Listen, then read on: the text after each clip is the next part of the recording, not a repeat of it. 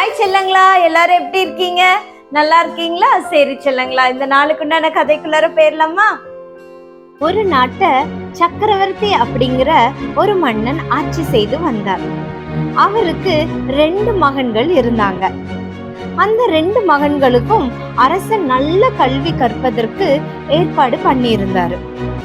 2 மகன்களும் நல்ல கல்வி கற்று எல்லா கலைகளிலும் தேர்ச்சியும் பெற்றிருந்தாங்க. இப்படியே வருடங்கள் கழிந்தன. ஒரு நாள் அரசன் நோய்வாய்ப்பட்டு இருந்தாரு. அதனால் தன் பிள்ளைகளில் ஒருவனை அரசனாக்கவும் நினைச்சாரு.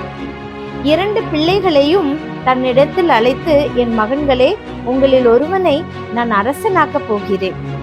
நான் வைக்கும் போட்டியில் யார் ஜெயிக்கிறீர்களோ அவர்கள்தான் எனக்கு அடுத்த அரசர் என்று சொன்னார். 2 மகன்களும், அப்பா, போட்டி என்ன என்று சொல்லுங்கள் என்று ஆவலோடு கேட்டனர். உடனே அரசன், பிள்ளைகளே, உங்கள் இருவருக்கும் தனித்தனி அறைகள் இருக்கிறதல்லவா? இன்று இரவு உங்கள் அறைகளை ஒரு இடம் கூட இடைவெளி இல்லாத அளவுக்கு பொருட்களால் நிரப்ப வேண்டும். இதுதான் போட்டி என்று சக்கரவர்த்தி அரசர் கூறினார். அந்த நாள் இரவு முதல் மகனின் அறைக்கு சென்றார்.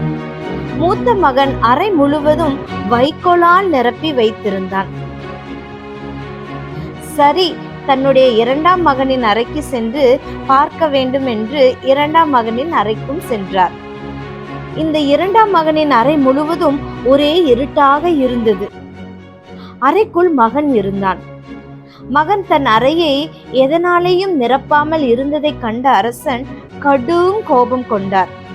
அரசனின் கோபத்தை கண்ட 2வது மகன், அப்பா, கொஞ்சம் பொறுங்க என்று சொல்லி ஒரு மெழுகுபர்த்தியை கொளுத்தினான். உடனே அந்த அறை முழுவதும் வெளிச்சம் பரவியது. அப்பா, இந்த அறை முழுவதும் வெளிச்சத்தால் நிரப்பி விட்டேன். இந்த வெளிச்சம் இருளை நீக்கிவிட்டது. அறையில் உள்ள பொருட்களையும் நம்மால் பார்க்க முடிகிறது என்று சொன்னான். அதை கேட்ட அரசன் மிகவும் மகிழ்ந்தார்.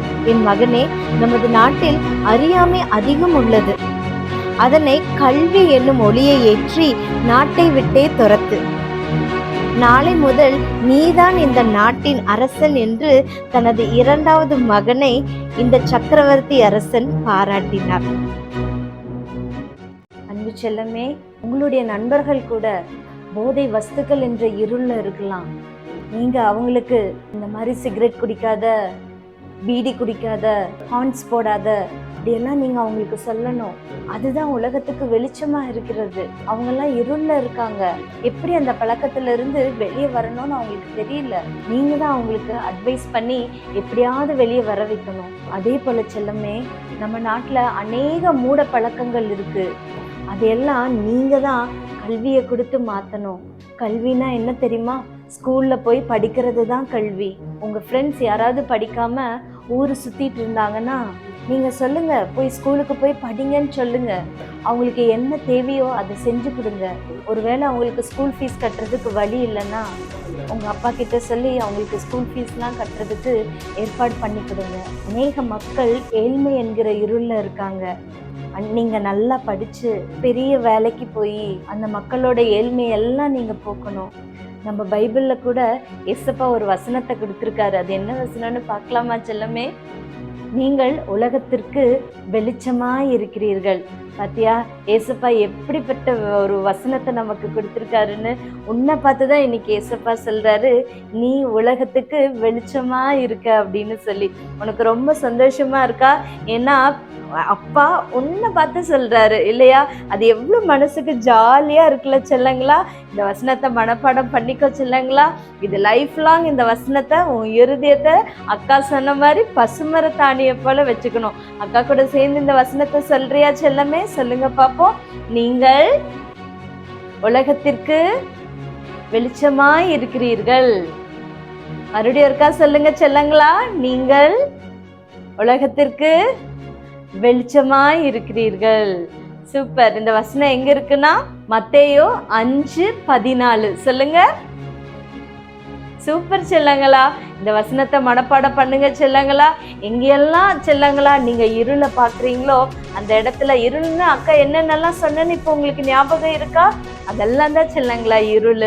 அந்த இருள் உள்ள மக்களை நீங்க யார் யாரெல்லாம் பாக்குறீங்களோ அவங்க வாழ்க்கையில வெளிச்சத்தை நீங்க தான் கொடுக்க போறீங்க. நீங்க தான் ஒரு பிரகாசமான வெளிச்சமா அவங்க முன்னாடி திகழ போறீங்க. அவங்க வாழ்க்கைக்கும் உங்களோட வார்த்தைகள் தான் வெளிச்சமா இருக்க போகுது. சரியா செல்லமே? இப்படிப்பட்ட ஒரு குட் வார்த்தையை இன்னைக்கு ஏசப்பா நமக்கு கொடுத்திருக்காரு. அதனால ஏசப்பாக்கு நன்றி சொல்லுங்க. உங்க அம்மா அப்பாவும் இந்த உலகத்துக்கு உங்களை தந்த உங்க அம்மா அப்பாவுக்கும் இன்னைக்கு நன்றி சொல்லிட்டு சந்தோஷமா போய் இன்னைக்கு நீங்க தூங்குங்க. நாளைக்கு சண்டேன்றனால அக்கா வரமாட்டேன், மண்டே தான் வருவேன். சண்டே காலையில சீக்கிரமா எந்திரிச்சு சர்ச்சுக்கு போயிடணும். சரியா செல்லங்களா? பாய், குட் நைட்.